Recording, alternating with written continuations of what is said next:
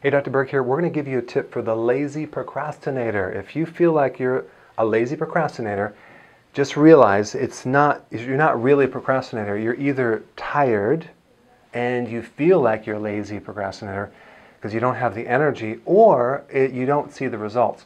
If someone doesn't experience results, every time they fail, it makes it harder and harder to get back on that wagon because you're stacking up like you almost in your mind you think it's not going to work, so why go ahead and do it? So that's how you make someone that's a procrastinator, is you make them very tired and you have them fail.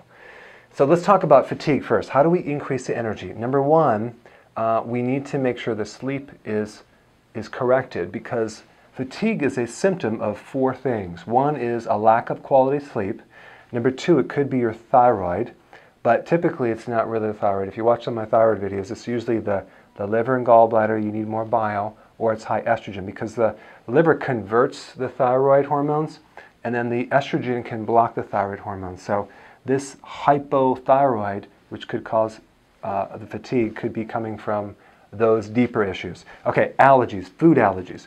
If you're eating something, even gluten, for example, could be an allergy to gluten in grains, you're going to be very, very tired. So a lot of people are tired because of the digestive system, or it could be a sinus allergy because of the high level of histamines that allergy produces, which are fatigue factors.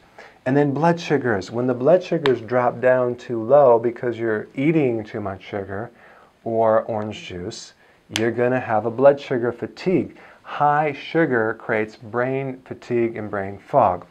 Okay, so anyway, fix the fatigue.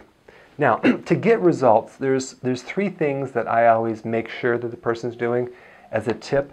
Is we want to plan the whole week in advance, so that way you're not waiting to Wednesday when you don't have any food in the house and you have to go out to some quick food. So plan what you're going to eat for the whole week so you don't have to think about it. You just go ahead and do it. Very important.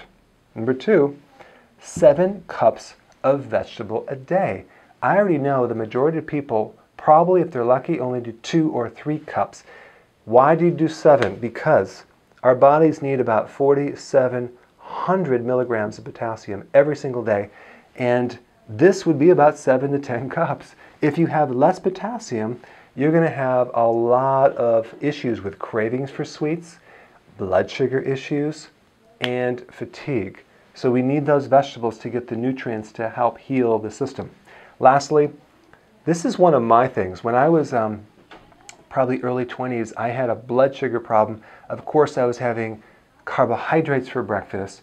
I didn't know this, but if you add protein for breakfast, you will feel so much better mentally through the day than if you skip this. Skipping protein, and sometimes even for lunch, will make you have a little bit of a fatigue later in that day, okay? So those are some of the tips for the lazy procrastinator.